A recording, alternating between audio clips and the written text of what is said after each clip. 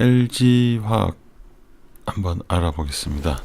LG화학은 현재 주가 기준으로 성장 동력인 전지 배터리 위주로 한번 살펴보겠습니다. 주가는 2011년도에 58만원까지 찍었다가 현재는 36만원대 정도 찍고 있고, 매출을 보면 09년부터 해서 요렇게 조금 올랐다가 2013년 정체 약간 떨어지고 14년 많이 떨어졌다가 15, 16까지 정체하다가 17년부터 다시 조금씩 오르고 있습니다. 영업이익 같은 경우는 마찬가지 이렇게 10년에 많이 올랐고, 그 이후로는 계속 조금씩 떨어지고 있고, 2010년 영업이익을 2017년도에 한 7년 만에 넘어섰습니다. 매출 최근 4년치 정도를 보면 이런 패턴을 보이고, 그 다음에 영업이익도 이렇게 조금 차이가 나고 있습니다. 자산, 부채, 자본을 보면 2018년 9월 기준으로 보면 자본, 부채, 자산, 덩치가 큰 회사이고 제조업임에도 불구하고 유동 비율은 여유가 좀 있는 편입니다. 주요 사업을 보면 기초 소재, 전지, 정보 전자 소재, 생명과학, 공통 및 기타 이렇게 있습니다. 근황을 보면 2018년 4분기에 전기차 배터리가 흑자를 달성했다가 1분기에는 거의 적자 전환이 확실시 된다고 합니다. 대부분의 배터리 제조 회사들이 전기차 배터리로 큰 이익을 낸 회사는 거의 없는 걸로 그렇게 알고 있습니다. 그리고 이 기초 소재 분야에서 실적이 조금 악화되는데, 이거는 경기 둔화하고 유가 관련해서 조금 일시적으로 안 좋았고, 2019년 1분기에는 다시 조금 개선될 전망입니다. 자, 아까 말씀드렸던 5가지 사업 파트 중 기초 소재는 요런 기초 원료를 생산하거나 이거를 다시 합성 수지로 가공해서 생산하는 그런 분야이고, 특히 중국 경제 성장하고 많은 관계를 가집니다. 중국 경제가 조금 잘 나가줘야 이 기초 소재 분야에서 수익이 많이 납니다. 그 다음에 전지는 전기차 우리가 잘 아는, 그 다음에 ESS는 충전, 우리 왜 마치 예전에 유행했던 샤오미 휴대폰 충전기, 그게 컨테이너 박스만한 거라고 보시면 되고, 소형 전지들도 생산을 하고 있습니다. 이 중에 이제 자동차 전지는 빠르게 성장하고 있고, ESS는 성장 잠재력이 높다. 이 미묘한 표현 차이에서 알 수 있는 거는, 이거는 현재 그렇다라는 거고, 이거는 현재까지는 빠르게 성장하지는 않는다, 이렇게 보셔야 될 것 같아요. 정보 전자 소재는 요런 데 들어가는 소재들이고, 재료 사업 분야 부분은 감광재, OLED 재료 이런 분야입니다. 향후 시장 수요는 크게 증가할 가능성은 현재로서 낮다, 이렇게 보고 있습니다. 생명과학은 바이오 제약이죠. 특히 이 중에 최근에 항암이나 면역질환 이쪽이 성장을 주도할 것으로 예상되고 있다. 현재 출시된 약들은 요런 실제 제품명입니다. 이런 것들이 있습니다. 공통 및 기타는 요런 회사를 인수했는데, 작물 보호제, 농약이죠. 비료, 종자 이런 쪽으로 조제 판매한다. 최근에 흑자 전환한 걸로 알려져 있습니다. 전지 부분 보면 16기, 17기, 18기 이렇게 그 점유율이 세계 시장 기준으로 조금씩 떨어지고 있어요. 그 다음에 과거 점유율, 자, 요거는, 요 기수는, 이 회사 같은 경우는 16기는 16년 보시면 되고, 12년, 13년, 14년까지는 조금씩 줄었다가 20% 가까이 하다가, 최근에는 오히려 조금 떨어졌죠. 그 다음 매출 비중은 마찬가지.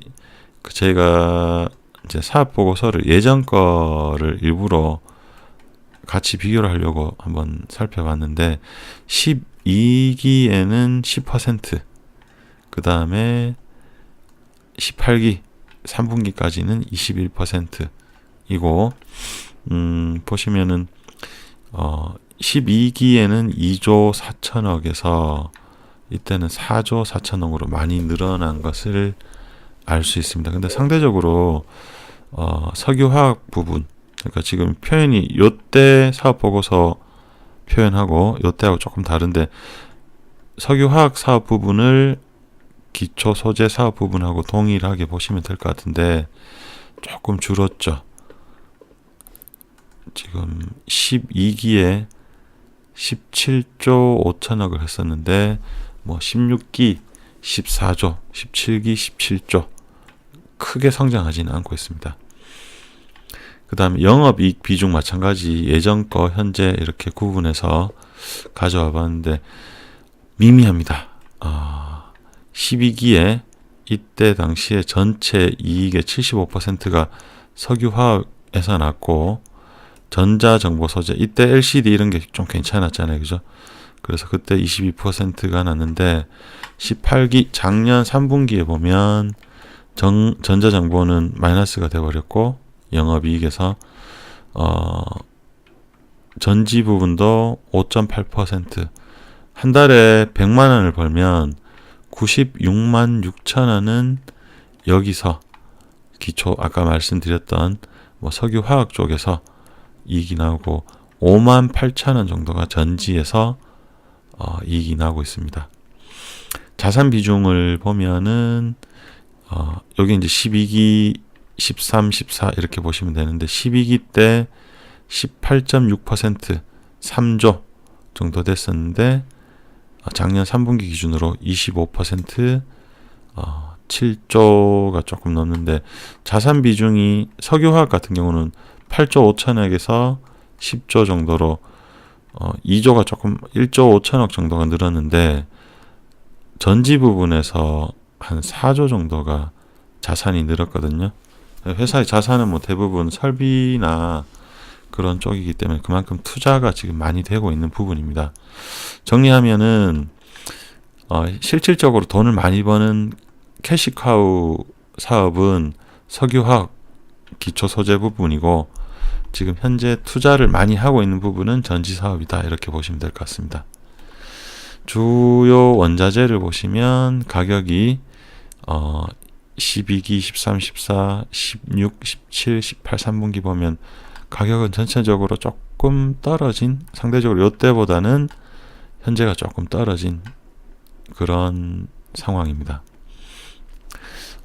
전지 분야는 보면 수출이 내수보다 한 3배 이상 많다, 그렇게 보시면 되고, 전기차 배터리 부분만 따로 떼서 보면 시장 점유율이 중국 회사 파나소닉, 그 다음에 중국 회사 LG화학, 삼성 SDI, 어떤 자료에는 보면 파나소닉이 오히려 23%고 이거를 캐틀이라고 읽어야 될지 모르겠는데 CATL이 21%인 곳도 있습니다.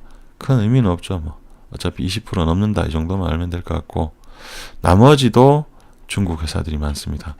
거의 한 50% 가까이가 중국 회사라고 보시면 됩니다. 국내 경쟁사 중에는 LG화학은 뭐 중대형 위주로 잘 나가고 SDI는 소형 배터리 위주로 잘 나간다, 상대적으로 그렇다고 보시면 됩니다. 전기차 배터리 관련 오타네요. 현황을 보면 시장 평균 가격이 2010년도에 1000달러에서 2018년도 200달러로 많이 떨어졌습니다. 그 다음에 글로벌 판매량은 2017년 전체 100만 대였는데 2018년도에는 한 180만 대 정도. 근데 이제 최근에 발표된 중국 자동차 공업협회 자료를 보면 중국에서 이제 전기차가 125만 대가 팔렸다고. 전년도에 비해서 61% 증가했다.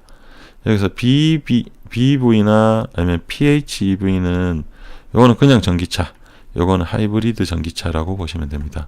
어쨌든 뭐 60이든 80이든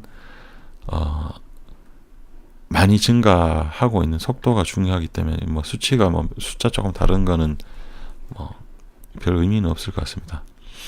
자, 미국 점유율을 보면은 순수 전기차는 테슬라가 80%, 그 다음에 하이브리드는 도요타, 뭐 프리우스 이런 차 유리하죠. 그 다음에 유명하죠. 그 다음에 혼다, GM은 아마 볼트인가 뭐 그게 좀 유명한데 그 차들이 15%씩. 중국은 특이하게 그 전기차 보조금 때문에 대부분 중국 차들이 판매가 되고 있습니다. 글로벌 시장 전망을 보면 이렇게 일직선으로 쭉 증가할 거라고 예상이 되고 있습니다.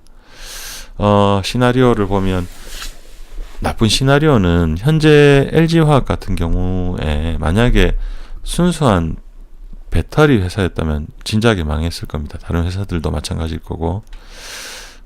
근데 이제 LG화학의 캐시카우가 이제 화학 분야인데 화학 사이클이 하향돼 버리면 조금 나쁜 영향을 줄 수 있다. 뭐 LG화학 같은 회사는 망하지는 않습니다. 석유화학 스프레드 악화되면 또 뭐 마찬가지 조금 원재료 가격이나 환율 영향으로 스프레드 악화되면은 조금 안 좋은 영향이 있을 수 있다.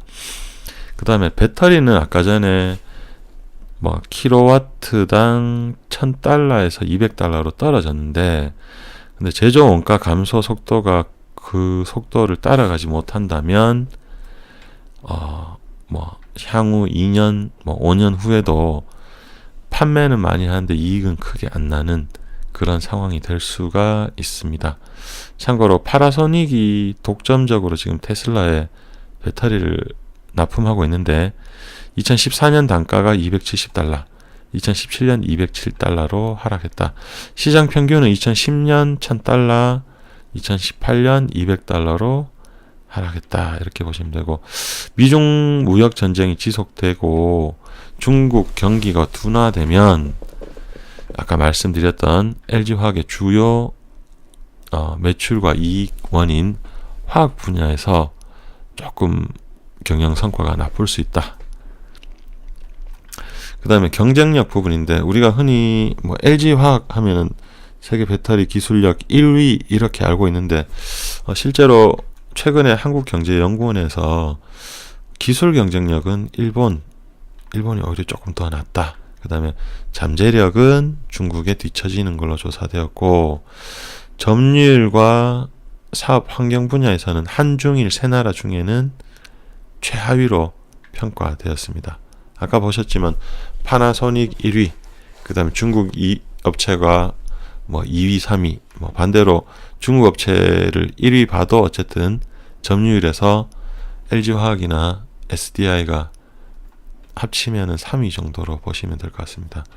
종합 경쟁력은 중국이 8.36, 일본은 8.04, 한국은 7.45로 만약에 뭐 2년 후, 뭐 2020년, 2021년, 2025년 이때까지 기술력을 계속 좀 유지하고 뭐 원가 절감을 하는 그런 방법들을 이제 개발한다면 괜찮은데, 경쟁에 뒤처져 버리면 한번 뒤처지면 이런 시장에선 또 대대버리죠. 자, 좋은 시나리오는 파이는 무조건 커진다. 전기차 시장은 무조건 커진다. 물론 다른 ESS나 뭐 그런 분야도 있겠지만 제일 파이가 큰 전기차 부분에서는 시장 파이 자체는 커진다. 그 다음에 뭐 석유화학 스프레드가 개선되면 캐시가 많이 들어오기 때문에 괜찮다. 그 다음에 최근에 앨런 머스크가 독점 체제에서 벗어나겠다 했는데 지금 조금 이제 유력한 회사가 CATL 중국 회사랑 LG화학 뭐 이런 회사들이 좀 거론되고 있습니다. 그 다음에 중국 뭐 배터리 보조금 폐지 이 내용하고 무역 분쟁하고 같이 엮어서 보면 원래 예정은 뭐 이렇게 되어 있습니다. 뭐 정확한 건 중국 정부 마음이죠. 근데 만약에 미국에서 야 너희들 그 너무한 거 아니냐, 너무 시장을 막고 있는 거 아니냐 이렇게 얘기를 해버리면 현재는 중국 업체만 보조금을 주니까 그죠. 그러면 이게 앞당겨지면 굉장한 호재가 될 수 있다. 참고로 이 회사 같은 경우도 세계 1, 2위를 다투는데 98% 매출이 중국에서 나옵니다. 그 다음에 전기차 판매가 폭발적으로 늘어나면 갑을이 좀 바뀔 수 있습니다.